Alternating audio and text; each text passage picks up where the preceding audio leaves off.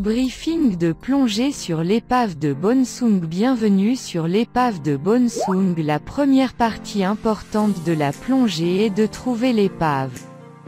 Il y a plusieurs amarres attachées à l'épave et vous devez les utiliser. Si vous faites une descente libre sans rien en vue, vous pouvez vous perdre assez rapidement. Descendez la ligne jusqu'à ce que vous puissiez voir l'épave, puis gardez-la en vue tout au long de votre plongée. L'orientation est facile tant que vous restez à proximité. En descendant, vous serez probablement accueilli par d'énormes bancs de vivanos, de fusiliers et de barracudas. Passez du temps à nager dans cette soupe de poisson. Après quelques minutes, dirigez-vous vers le fond et commencez votre plongée autour de l'épave elle-même. La meilleure façon de bouger est de le suivre dans le sens des aiguilles d'une montre ou dans le sens inverse des aiguilles d'une montre, afin que votre plongée se termine là où vous avez commencé. Nager lentement vous emmènera autour de l'épave en 45 minutes environ. Si vous avez 2 plongées sur ce site, n'hésitez pas à ralentir votre rythme. Vous aurez une meilleure chance de découvrir les différents nudibranches et macrophones cachés dans tous les petits coins et recoins. N'entrez à aucun moment dans l'épave. Car sa structure est très faible et instable, cela pourrait être dangereux. Faites attention à votre flottabilité et regardez où vous posez vos palmes. En plus du vieux métal rouillé qui peut être considéré comme une source de danger. Ce site contient une grande quantité de poissons-lions et de scorpions. Essayez également d'éviter de nager trop près du fond, cela pourrait soulever une grande quantité de sable, ce qui réduirait considérablement la visibilité. L'une des meilleures parties du site de plongée est connue localement sous le nom de Nudibranch Hotel. Cette grande section au nord-est abrite des dizaines d'espèces de limaces de mer et de nudibranches. Cependant, vous devrez avoir un œil attentif. La plupart sont de couleur vive. Mais certains sont très bien camouflés sur le métal rouillé.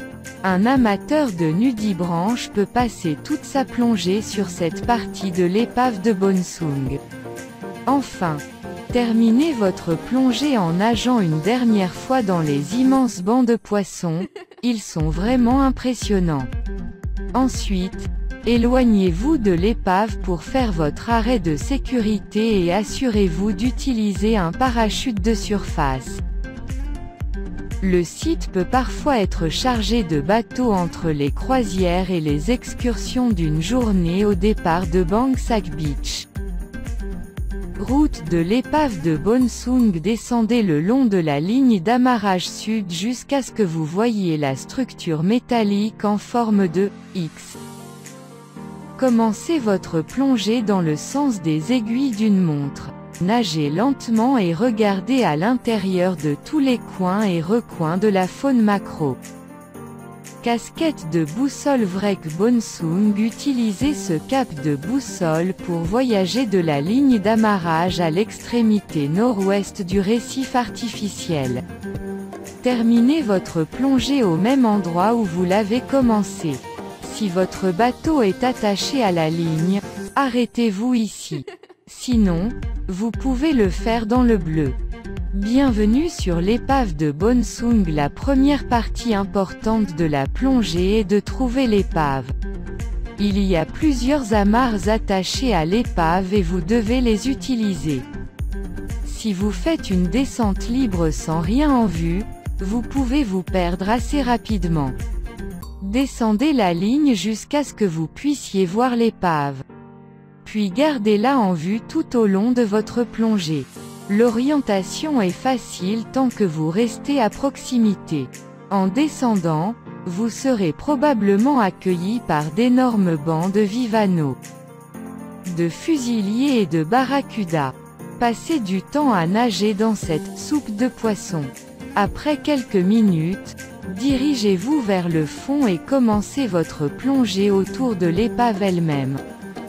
La meilleure façon de bouger est de le suivre dans le sens des aiguilles d'une montre ou dans le sens inverse des aiguilles d'une montre, afin que votre plongée se termine là où vous avez commencé. Nager lentement vous emmènera autour de l'épave en 45 minutes environ.